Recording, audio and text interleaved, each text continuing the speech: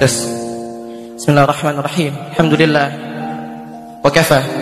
Salatu wassalamu ala nabiyil mujtaba wa ala alihi wa sahbihi ahli as-sidqi wal wafa.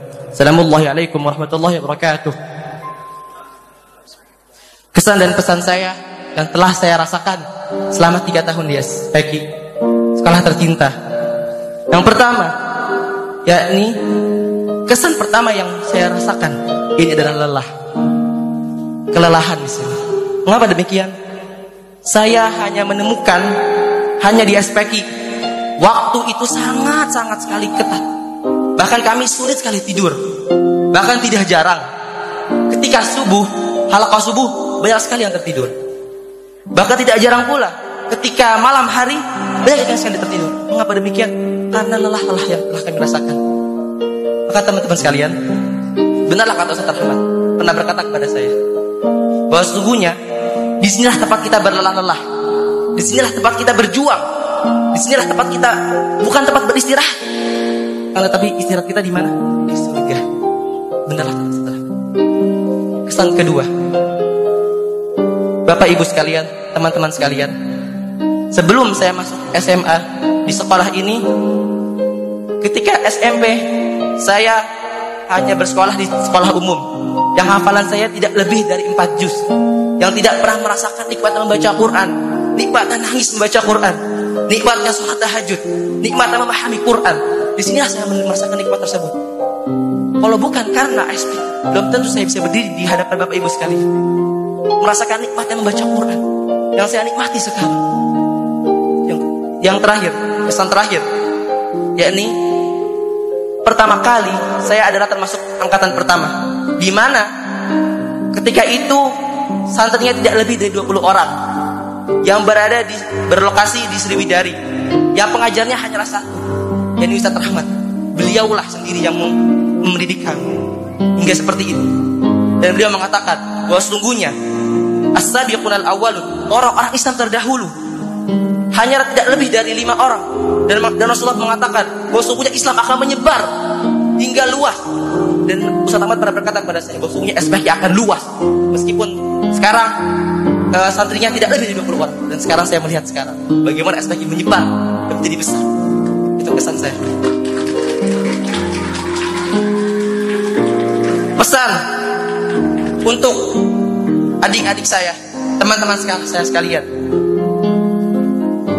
Teman-teman sekalian, niatkanlah kalian menghafal Quran untuk apa? Apakah kalian menghafal Quran hanya untuk mendapatkan pujian dari orang? Hanya untuk mendapatkan gelar hafizoh? Apakah untuk hanya ingin berdiri di podium ini dengan sanjungan dan pujian dari orang? Apakah itu yang kalian inginkan? Wallahi, sungguhnya kalian menghafal Quran bukan untuk itu. Tapi kalian menghafal Quran untuk mendapatkan ridha Allah yang akan memakaikan mahkota di kepala kedua orang tua kalian. Belum tentu saya bisa istiqamah. Belum tentu saya bisa memberikan mahkota kepada orang tua saya di hari kiamat, karena tidak ada yang tahu masalah hidayah. Pesan saya, niatkan teman-teman sekalian, untuk apa kalian menghafal Al-Quran di sini?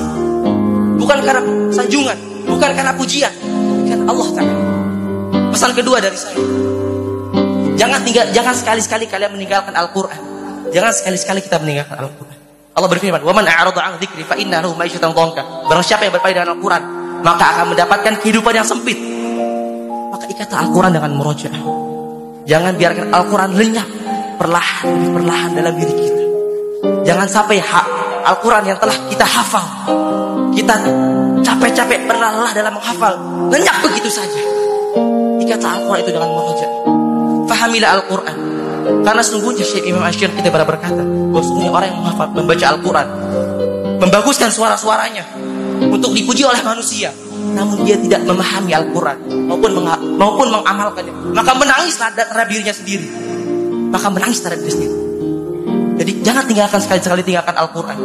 Jadikanlah Al-Quran menjadi tempat hidup kalian, pedoman hidup kalian, yang selalu kalian murojaah, yang selalu kita murojaah, yang selalu kita amalkan. Pesan ketiga, teman-teman sekalian, para masyarakat, umat tidak peduli dengan jumlah hafalan kita dan tidak menunggu kalian 30 juz.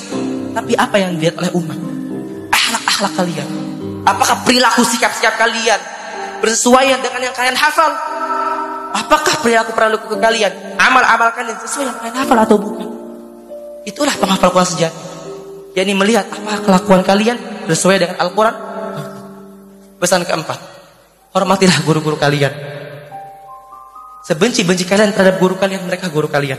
Sehebat-hebat kita, sehebat-hebat kita, sehebat-hebat saya, di depan guru kita tetaplah murid bagimu. Tetaplah murid. Tetaplah murid bagi mereka. Saya minta maaf pada para ustaz sekalian. Tolong dibukakan pintu maaf yang sebesar-besar. Jikalau kami masih punya salah, apalah kami ustaz. Kalau bukanlah kalian, kami tidak mengenal Tuhan kami ya ustaz. Kalau bukan karena kalian, kami tidak bisa menghafal Quran ya ustaz. Kalau bukan karena ridho kalian, maka sehebat-hebatlah kami tidak berkah ilmu kami ya ustaz. Dibuka pintu maaf yang sebesar-besar ya ustaz. Sebutlah kami dalam doa-doa kalian ustaz. Minta keberkahan ya ustaz, minta keridhaan ya ustaz, agar kami menjadi orang-orang hebat yang bisa melayani umat, yang bisa membayar, yang bisa membangun umat, yang bisa menjadikan umat Islam menjadi umat yang tinggi, umat yang dihargai. Maafkan ustaz. Mungkin saja yang bisa saya sampaikan. Wassalamualaikum warahmatullahi wabarakatuh.